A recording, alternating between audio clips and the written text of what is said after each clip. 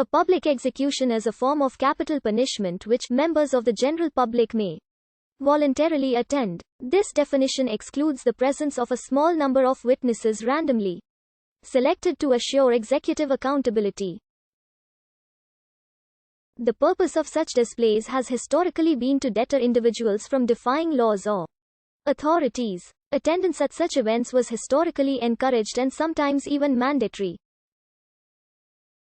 While today most countries regard public executions with distaste, in the past they were preferred to executions behind closed doors because of their capacity for deterrence.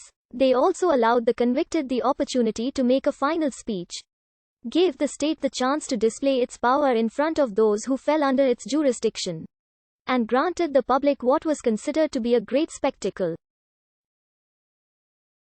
Public executions also permitted the state to project its superiority over political opponents. Thus, when Charles I of England was beheaded, the reduced height of the block meant that he could not assume the normal kneeling pose, but was forced to lie in a face-down position considered to be especially humiliating. Executions had been condemned by 18th-century Enlightenment thinkers like Montesquieu and politicians like Cesare Beccaria. In Europe and in the northern US, the 19th and early 20th centuries saw a shift away from the spectacle of public capital punishment and toward private executions and the deprivation of liberty. 1801 saw the last public execution at Tyburn Hill, after which all executions in York took place within the walls of York Castle so that the entrance to the town should not be annoyed by dragging criminals through the streets.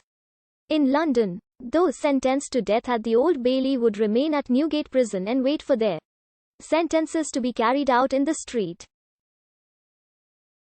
As at Tyburn, the crowds who would come to watch continued to be large and unruly.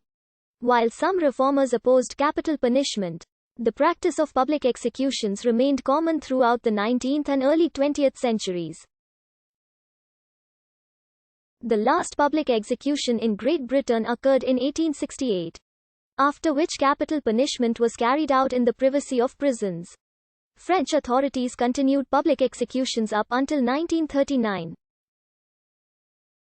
Executions were made private after a secret film of serial killer Eugene Weidmann's death by guillotine emerged and scandalized the process. Disturbing reports emerged of spectators soaking up Weidmann's blood in rags for souvenirs. And in response, President Albert Lebrun banned public executions in France for promoting baser instincts of human nature. The last public execution in the United States occurred in 1936. As in Europe, the practice of execution was moved to the privacy of chambers. Viewing remains available for those related to the person being executed, victims' families, and sometimes reporters. Frances Larson wrote in her 2014 book Severed, A History of Heads Lost and Heads Found. For as long as there were public executions, there were crowds to see them. In London in the early 19th century, there might have been 5,000 to watch a standard hanging, but crowds of up to 100,000 came to see a famous felon killed. The numbers hardly changed over the years. An estimated 20,000 watched Rainey Bethia hang in 1936, in what turned out to be the last public execution in the US. According to Amnesty International, in 2012, public executions were known to have been carried out in Iran, North Korea, Saudi Arabia and Somalia. Amnesty International does not include Syria, Afghanistan, and Yemen in their list of public execution countries.